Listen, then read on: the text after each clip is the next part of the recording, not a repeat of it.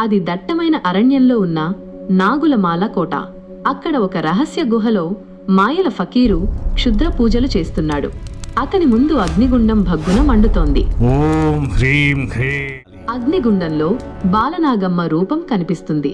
ఆమె పామురాయి పట్నం రాణి, అందాల భరిణి.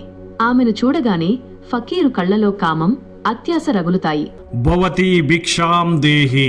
సాక్షాత్తు అన్నపూర్ణేశ్వరివి. ఈ పేదవాడి ఆకలి తీర్చలేవా తల్లి? లోపల పూజ గదిలో ఉన్న బాలనాగమ్మకు ఆ పిలుపు వినిపిస్తుంది. ఆమె దానధర్మాల్లో గొప్పది. బాలనాగమ్మ అమాయకంగా గడప దాటి ఒక్క అడుగు బయట పెడుతుంది. అంతే, ఫకీరు మొహంలో క్రూరత్వం నిండిపోతుంది. దొరికావా బాలనాగమ్మ? నీకోసమే ఇన్నాళ్ళు వేచి చూశా.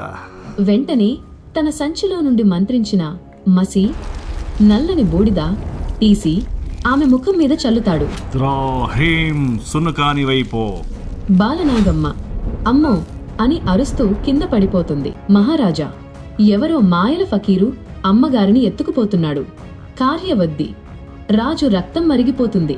వెంటనే తన ఖడ్గాన్ని దూసి గుర్రం మీద వాయువేగంతో ఫకీరును వెంబడిస్తాడు.